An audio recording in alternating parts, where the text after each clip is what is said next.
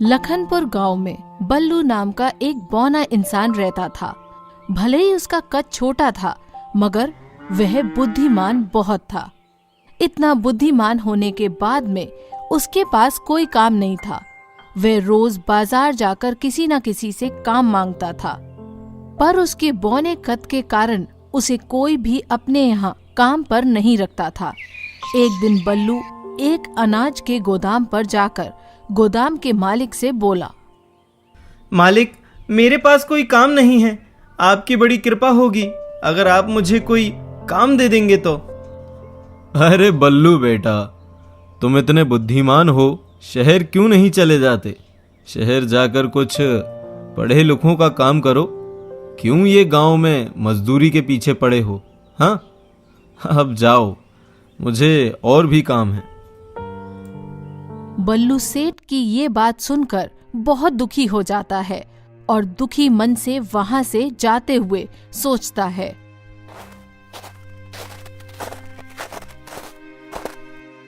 मुझे पता है ये सभी लोग मेरे बौने कद की वजह से मुझे काम पर नहीं रख रहे, लेकिन एक दिन मैं इन सभी लोगों को बता दूंगा कि आखिर मैं क्या चीज हूं।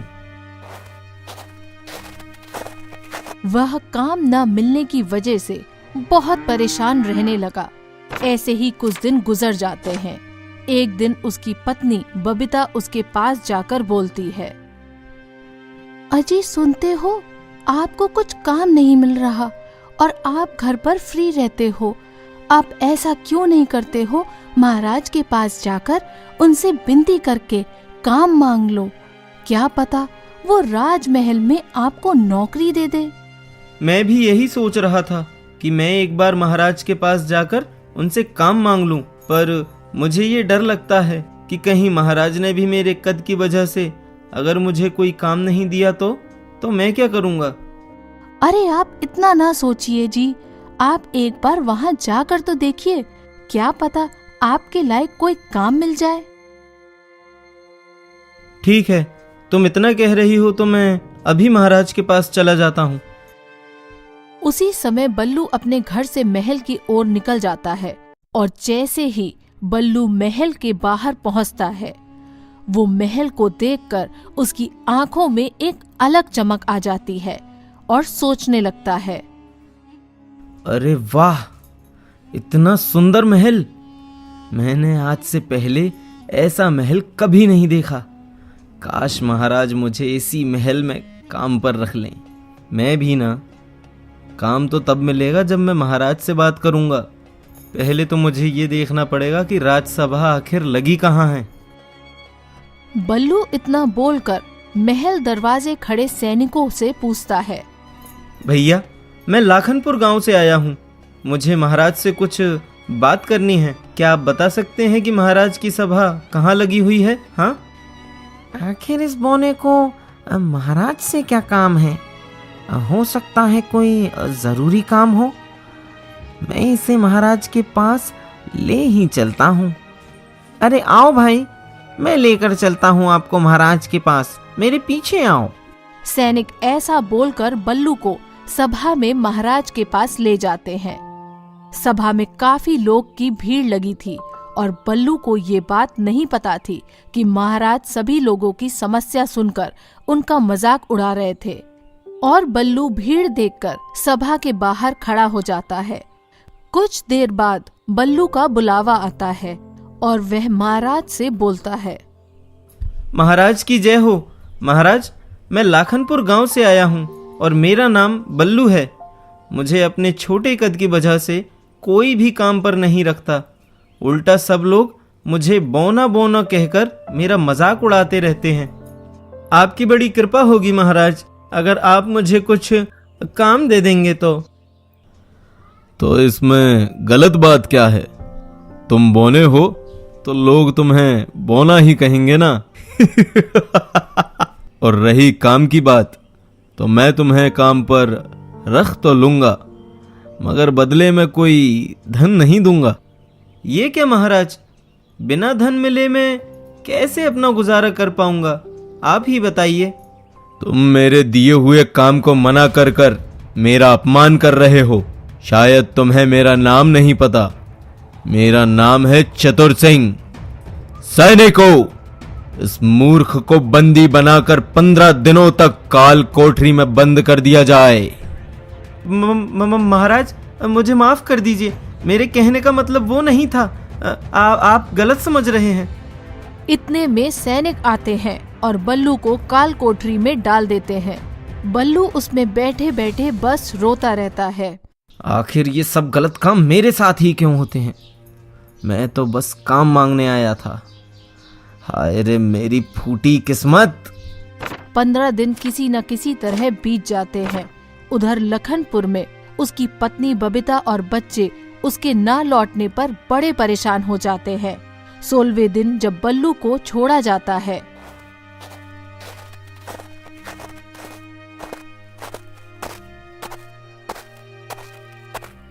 अब मैं शांत नहीं रहूंगा। इन सभी को सबक सिखा कर ही रहूंगा। अगर इस चतुर सिंह के बच्चे को सिंहासन से नहीं उतारा ना, तो मेरा नाम भी बल्लू नहीं। फिर बल्लू घर लौट के अपनी पत्नी को सब कुछ बताता है। अब मैंने ठान लिया है कि मुझे उन लोगों को सबक सिखाना है जिन्होंने मुझे काम नहीं दिया और ऊपर से मुझे नाकारा समझते हैं। सबक सिखाने में आपका पूरा साथ दूंगी, पर ध्यान रहे कि कुछ गड़बड़ ना होने पाए, क्योंकि हम सीधा राजा से बैर ले रहे हैं।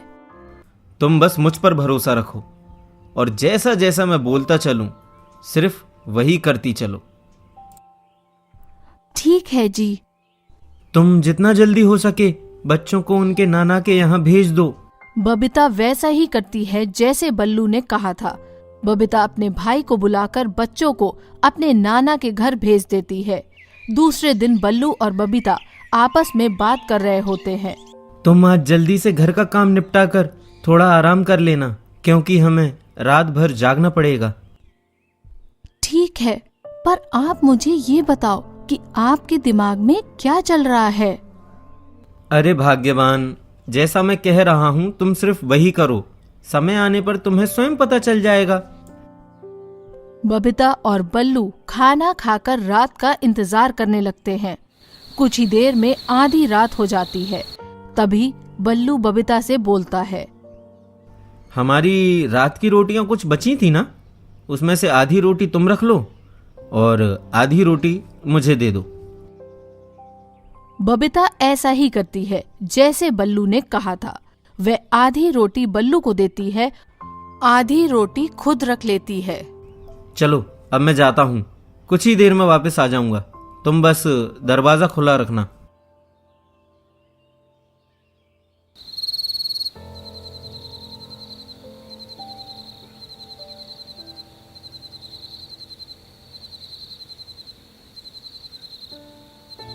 कुछ ही देर में बल्लू धनी राम सेठ के घर के बाहर पहुंच जाता है और धनी राम सेठ के पालतू कुत्ते को आधी रोटी डाल देता है और कुत्ता रोटी खाने लगता है।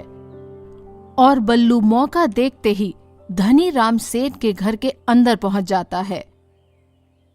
अरे वाह, जैसा नाम वैसा काम। ये धनीराम सेठ तो वाकई में धनी है। मैं यहाँ चोरी कर लेता हूँ, वैसे भी इसे क्या ही फर्क पड़ने वाला है। बल्लू सेठ के यहाँ से काफी धन चुरा लेता है और सेठ के पालतू कुत्ते को बची हुई आधी रोटी डाल देता है, जिससे कि कुत्ता उसको वहाँ से जाने देता है और घर पहुंचकर अपनी पत्नी से बोलता है, अब तुम जल्दी से बिरजू के घर पर जाओ और उसकी दोनों बकरियों को लेकर आओ। आगे का काम मैं बाद में बताता हूँ। ठीक है, मैं अभी जाती हूँ। ऐसा कहकर बबीता बिरजू की बकरियों को आधी आधी रोटी डालकर उनको अपने साथ ले आती है। तभी बल्लू बोलता है, अब मैं तुम्हारे मायके जा रहा हूँ। इन बकरियों को वहीं मेले में बेच दूंगा। अगर कोई मेरे बारे में पूछे तो बोल देना कि तुम्हारी माँ की तबीयत खराब है और मैं उनसे मिलने गया हूँ।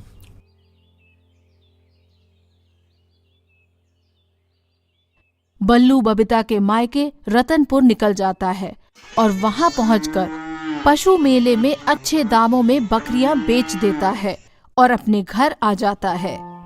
ये लो 1000 रुपए, इनको छुपा कर रख लो, बाद में काम आएंगे। और ये बताओ आज गांव में क्या हुआ? धनी राम सेठ के घर चोरी की खबर पूरे गांव में आग की तरह फैल गई है। धनी राम की रो रो कर हालत खराब है। अभी तो ये शुरुआत है, देखना मैं उस राजा को भी एक दिन अपने आगे घुटने टिकवा कर मानूंगा। बल्लू रोज गांव के अमीर लोगों के यहाँ चोरी करता और उसकी पत्नी बबीता गांव में से जानवर चोरी करती। गांव के सब लोग रोज रोज की चोरी से परेशान होके राजा के पास जाते हैं। महाराज की जय हो। महाराज, आजकल हमारे गांव में काफी ज्यादा चोरियां बढ़ गई हैं। कभी चोर हमारे पशु चुरा लेते हैं और कभी धन। अगर ऐसा ही चलता रहा तो हम बर्बाद हो जाएंगे महाराज, और हम आपको कर भी नहीं दे पाएंगे फिर। हमारे होते हुए हमारे राज्य में चोरी? तुम सब बेफिक्र होकर घर जाओ, बाकी हम देख लेंगे। गांव के लोगों के जाने के बाद राजा अपने मंत्री को बुलाते हैं और उनसे कहते हैं, मंत्री, तुम्हें क्या लगता है, धन और पशु चोरी होने से क्या हमें कोई नुकसान है? महाराज, हमें फायदा तो नहीं मगर नुकसान जरूर हो जाएगा, क्योंकि इन गांव वालों के पास अगर पशु ही नहीं होंगे तो ये हमें कर कैसे देंगे? मंत्री, जाकर ये देखो कि ये पशु कहाँ जा रहे हैं और कौन है वो दुष्ट जो धन की चोरी कर रहा है। महाराज, मेरे पास एक उपाय है पशु की चोरी रोकने के लिए। क्यों ना हम गांव के बीच में एक बाड़ा बनवा दें और वहां एक चौकीदार तैनात कर दें जो वहीं का रहने वाला हो। पशु रक्षा भी होती रहेगी और चौकीदार महीने के अंत में पशुपालकों से कर लेकर हमें देता रहेगा। मंत्री, मुझे तुम्हारा ये उपाय पसंद आया। अब जाओ, जाकर गांव में ये बात फैला दो। राजा ने गांव में यही आदेश पहुंचा दिया, जिसको भी चौकीदार बनना है उसको अपना नाम सरपंच के पास लिखवाना होगा। सुनो सुनो सुनो, जिसको भी चौकीदार बनना है वो जल्दी ही सरपंच के पास अपना नाम लिखवा दे। बल्लू भी अपना नाम लिखवाने जाता है।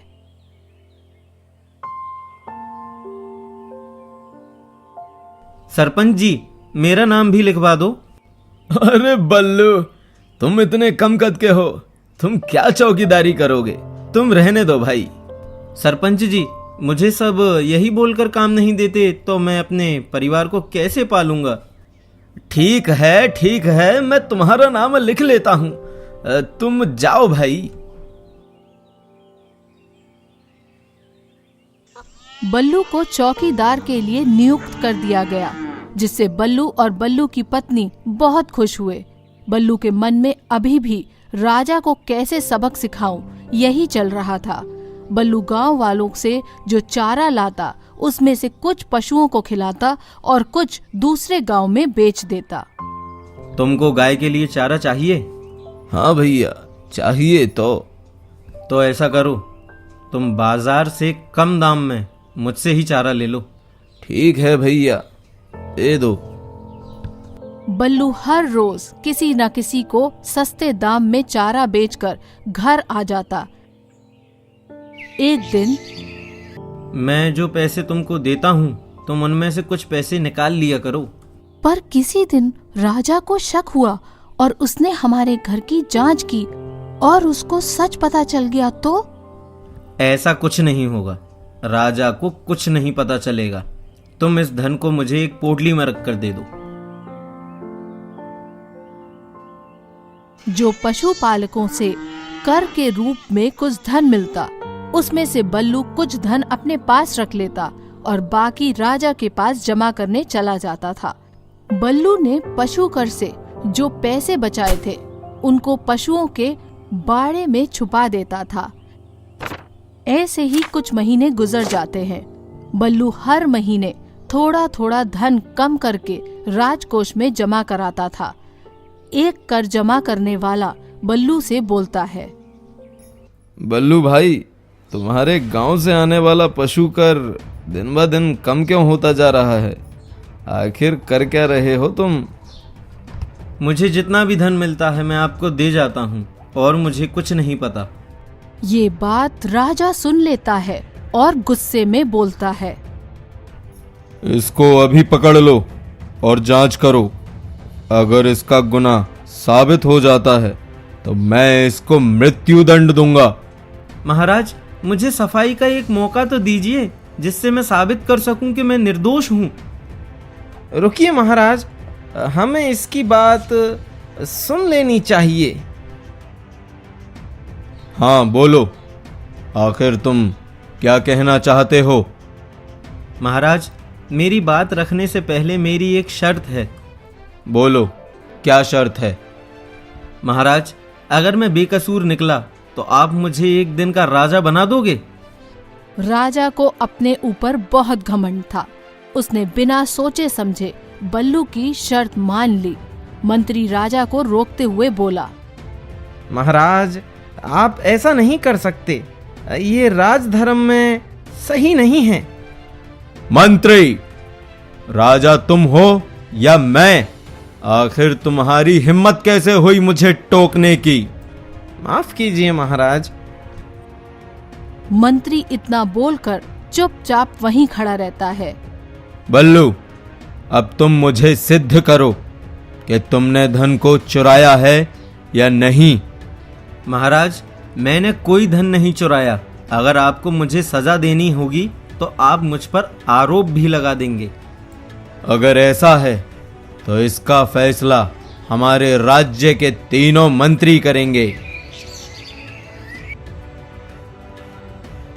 इसके लिए मुझे 1 किलो का मक्खन का टुकड़ा चाहिए। जल्दी इसको 1 किलो मक्खन ला के दो। बल्लू के हाथ में 1 किलो मक्खन दिया जाता है, जिसको बल्लू मक्खन का टुकड़ा अपने हाथों से पहले मंत्री को देता है। पहला मंत्री उसको दूसरे मंत्री के हाथ में देता है और फिर दूसरा मंत्री तीसरे को। ये ऐसा करते हुए आखिर में मक्खन का टुकड़ा राजा के हाथ पहुंच जाता है। तभी बल्लू बोलता है, महाराज रुकिए, अब इसका वजन तोल लेते हैं। बल्लू राजा से उस मक्खन का वजन करने को बोलता है। मक्खन वजन में काफी कम हो जाता है। अब देखिए महाराज, इस मक्खन में से 100 ग्राम मक्खन कम है। इसका मतलब मक्खन की चोरी आपने की है। ये तुम क्या बोल रहे हो? इतने में एक सैनिक आता है और महाराज से बोलता है, महाराज, मैंने इसके घर की जांच की। वहाँ कोई भी अतिरिक्त धन नहीं मिला और साथ में गांव में भी इसके बारे में पूछा तो किसी ने कुछ नहीं बताया। यही तो मैं बोलना चाहता हूँ महाराज। गांव के किसी पशु की चोरी हो जाती है तो लोग उसका कर नहीं देते, या कोई पशु मर जाता है उसका भी कर नहीं देते, और अगर अपने पशु को कोई बेच देता है तो उसका भी कर नहीं देते। आपको तो पता है महाराज, आजकल पशुओं की चोरी बहुत हो रही है, इसलिए गांव के कुछ लोग पशु बहुत ही कम खरीद रहे हैं। अब इसके आगे का फैसला मैं आप मंत्रियों पर ही छोड़ देता हूँ।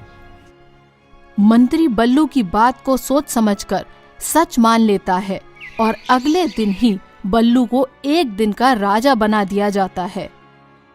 पुराने राजा को पकड़ लिया जाए और उसे पुराने गलत फैसलों के लिए उम्र कैद की सजा दी जाए।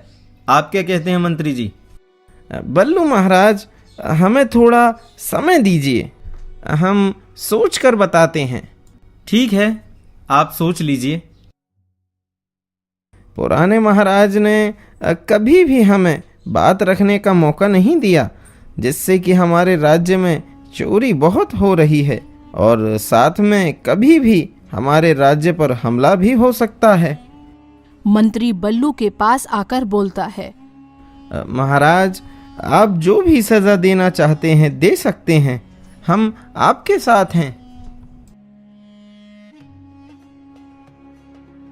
राजा को उम्र कैद की सजा दी जाती है। तभी राजा बल्लू से बोलता है, बल्लू महाराज, कृपया करके मुझे माफ कर दीजिए। मैंने अपने घमंड में आकर बहुत सारी गलतियां की हैं। मुझे एक मौका दीजिए अपनी गलती को सुधारने का।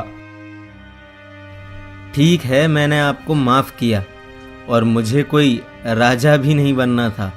मैं तो सिर्फ आपको धर्म के रास्ते पर लाना चाहता था। मेरी आपसे विनती है कि आप बेरोजगारों को नौकरी और जरूरतमंदों की मदद करें। अब मैं किसी की मजबूरी का मजाक नहीं बनाऊंगा। मैं वचन देता हूं, हमारे यहाँ जितने बेरोजगार युवा हैं मैं उनको अपनी सेना में भर्ती कर लूंगा।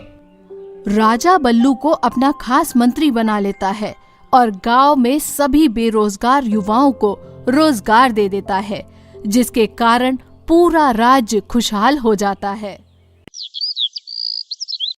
विक्रम की शादी को 10 साल हो गए, मगर अभी तक उसके यहाँ कोई भी संतान नहीं है। अगर उसका कोई भी वारिस नहीं हुआ ना, तो मैं उसके राज्य पर हमला कर कर उसके राज्य को हड़प कर लूंगा और मैं बन जाऊंगा इस दुनिया का सबसे शक्तिशाली राजा।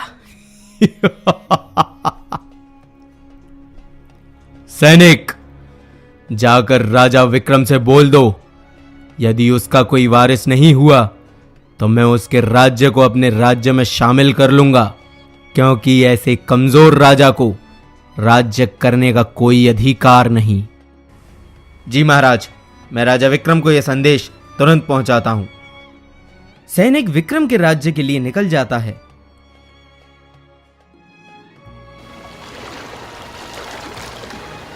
और कुछ ही देर में महाराज विक्रम के दरबार में पहुंचकर महाराज विक्रम से बोलता है, महाराज विक्रम की जय हो। महाराज, मुझे राजा रवि कुमार ने आपको ये संदेश देने के लिए भेजा है।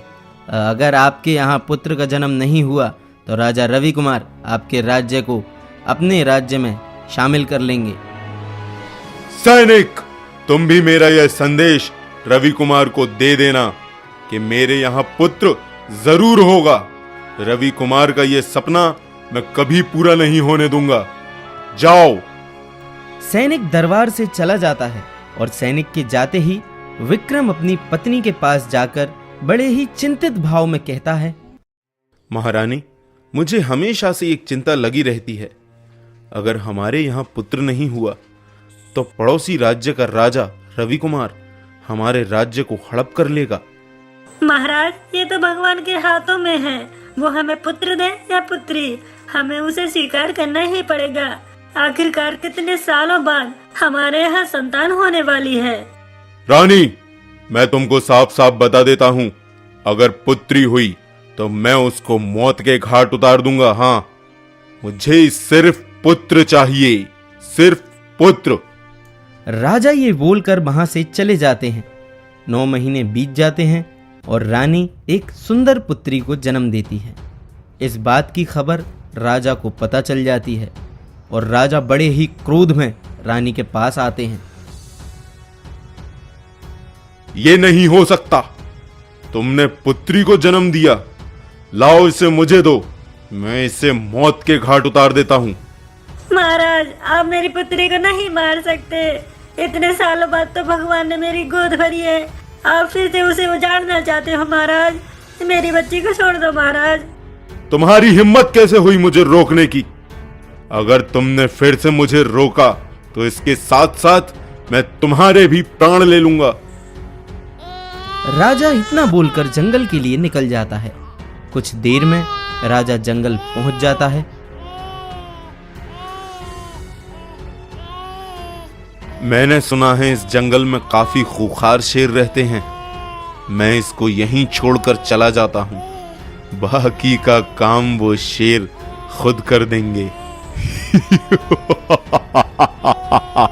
राजा ये बोलकर पुत्री को वहीं छोड़ के चला जाता है। कुछ देर बाद वहां से एक शेर जा रहा होता है और उसकी नजर राजकुमारी पर पड़ती है और वो उसके पास आ जाता है। अरे, ये इंसान का बच्चा इस भयानक जंगल में क्या कर रहा है? जरूर कोई इसके प्राण लेना चाहता था, तभी इस जंगल में इसको छोड़कर चला गया। अगर मैंने इसको खाया तो भगवान मुझे माफ नहीं करेंगे और मैं इसको यहाँ अकेले छोड़ भी नहीं सकता। शेर राजकुमारी को अपने साथ ले जाता है और उसकी देखभाल करने लगता है। कुछ सालों बाद राजकुमारी बहुत बड़ी हो जाती हैं और जंगल में शेर के साथ रहने की वजह से उसमें भी शेर जैसी ताकत आ जाती है और राजा विक्रम का पुत्र भी बड़ा हो जाता है। और वहीं दूसरी तरफ राजा रवि कुमार अपने मंत्री को बुलाते हैं और उनसे कहते हैं, मंत्री, हमें विक्रम के राज्य पर हमला कर देना चाहिए, क्योंकि उसके राज्य को जीतने के बाद मैं इस दुनिया का सबसे शक्तिशाली राजा बन जाऊंगा। जल्द ही युद्ध की तैयारी करो। जैसी आपकी आज्ञा महाराज, मैं अभी सैनिकों को सूचित कर देता हूँ। राजा रवि कुमार की ये बात विक्रम का जासूस सुन लेता है और वो राजा विक्रम के पास जाकर सब बता देता है। और फिर राजा विक्रम अपने पुत्र को अपने पास बुलाते हैं और उन्हें सारी बात बता देते हैं। पुत्र, राजा रवि कुमार हम पर कभी भी आक्रमण कर सकता है। इससे पहले कि वो हम पर हमला करे, हमें उस पर हमला करके उसके राज्य को उससे छीन लेना होगा, क्योंकि अगर हमने थोड़ी सी भी देर की तो हम बुरी तरह से पराजित हो जाएंगे। पिताजी, आप भी ना हमेशा भूल जाते हैं। मैंने जितने भी युद्ध किए हैं, आज तक किसी भी युद्ध में पराजित नहीं हुआ। आप निश्चिंत रहिए, मैं आपको निराश नहीं करूंगा। अब चलता हूँ, मुझे युद्ध की तैयारी भी तो करनी है। आशीर्वाद दीजिए पिताजी। अगले दिन राजकुमार युद्ध के लिए चला जाता है, पर युद्ध में उसकी मृत्यु हो जाती है और दुश्मन महाराज रवि कुमार विक्रम के राज्य को अपना गुलाम बना लेते हैं। जैसे तैसे महाराजा विक्रम वहां से भागकर अपनी जान को बचा लेते हैं। उस रवि कुमार ने मेरे बेटे को मारकर मेरा राज्य मुझसे छीन लिया। मैं उससे बदला जरूर लूंगा, लेकिन उससे पहले मुझे कहीं छुपना पड़ेगा, क्योंकि उसके सैनिक मुझे ढूंढते हुए इसी तरफ आ रहे होंगे। तभी राजा विक्रम को रवि कुमार के सैनिक देख लेते हैं। राजा विक्रम, कहां तक भागोगे? अब तुम बचकर नहीं जा सकते। अब तुम्हारा अंतिम समय आ गया है। जैसे ही सैनिक राजा को मारने के लिए आगे बढ़ते हैं, तभी वहां पर राजकुमारी आ जाती है और वो सैनिकों को बुरी तरह से मारकर वहां से भगा देती है। आप ठीक तो हैं? और ये लोग कौन थे और आपको क्यों मारना चाहते थे? मैं विजयनगर का राजा विक्रम हूँ। ये सैनिक रवि कुमार के हैं। उसने मेरे राज्य को हड़प कर लिया है और वो मुझे मारना चाहता है। महाराज, आप मेरे साथ चलिए, ये जगह सुरक्षित नहीं है।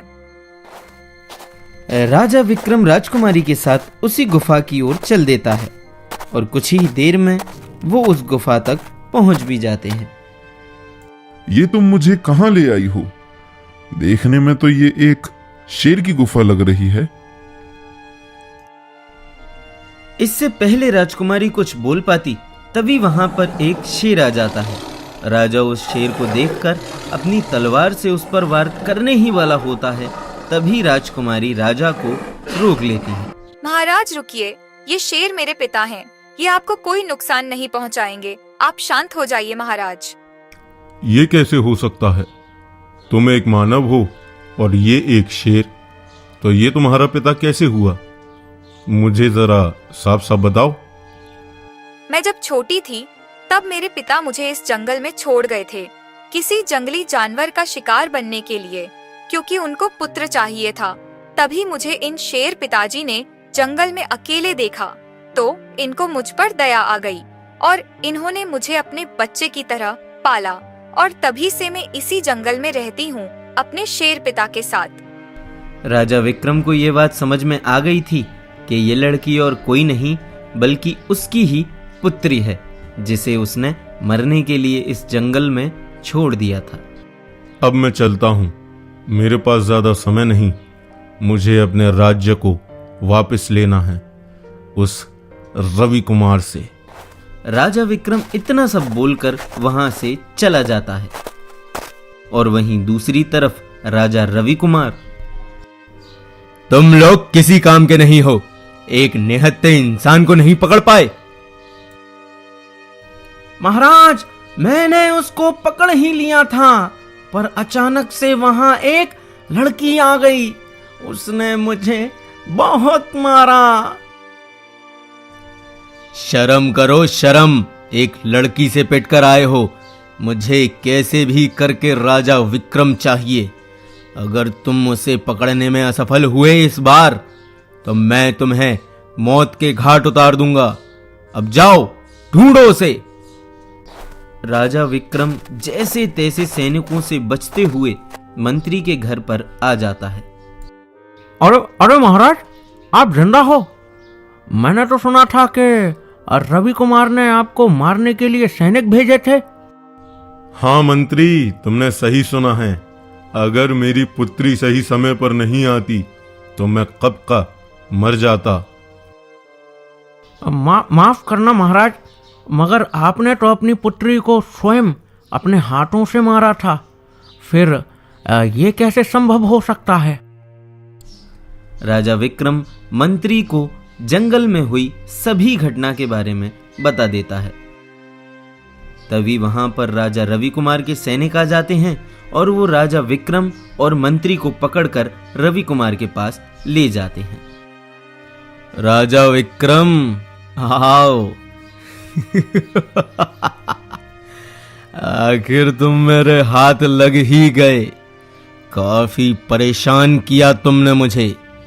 अब मैं तुम्हें मार के इस राज्य का महाराजा बन जाऊंगा, मगर उससे पहले मैं उस लड़की को मारूंगा जिसने तुम्हारी जान बचाई है। सैनिकों, जाओ उसको बंदी बनाकर मेरे सामने ले आओ। रवि कुमार के सैनिक राजकुमारी को भी पकड़कर रवि कुमार के सामने ले आते हैं। तभी राजा विक्रम बोलते हैं, रवि कुमार, तुम्हारी दुश्मनी मुझसे है। इस लड़की को जाने दो। तुम मेरे प्राण ले लो, लेकिन इसको कुछ मत करना। क्या ये वही राजा विक्रम है जिसने अपनी पुत्री को जंगल में छोड़ दिया था मरने के लिए, और आज ये इस अनजान लड़की की जान बचाने के लिए अपनी जान देने की बात कर रहा है? हाँ महाराज, ये लड़की और कोई नहीं, राजा विक्रम की पुत्री और इस राज्य की राजकुमारी है, जिसको राजा विक्रम एक भयानक जंगल में छोड़कर आ गया था और वहां इसकी जान एक शेर ने बचा ली थी। क्या ये सच है? मैं आपकी पुत्री हूँ। मुझे माफ करना पुत्री, मैंने तुम्हारे साथ अच्छा नहीं किया। रवि कुमार, मेरी बेटी को जाने दो।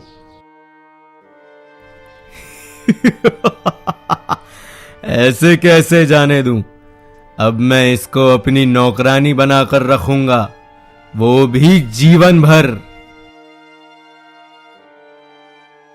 तभी वहां जोर से एक तेज आवाज आती है और देखते ही देखते वहां बहुत सारे शेर आ जाते हैं और राजा विक्रम और राजकुमारी को छुड़ा लेता है।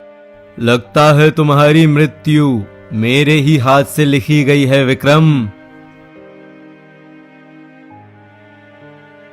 रवि कुमार और विक्रम के बीच युद्ध होने लगता है और काफी देर लड़ाई चलती रहती है। आखिर में विक्रम रवि कुमार को मार देता है और अपने राज्य को मुक्त करा लेता है। पुत्री, मुझे मेरे किए पर अफसोस है। हो सके तो मुझे माफ करना। आज से इस राज्य की जिम्मेदारी मैं तुम्हें देता हूँ। राजकुमारी ने पूरे राज्य की जिम्मेदारी ले ली और प्रजा के सभी कर माफ कर दिए और सब सुखी रहने लगे।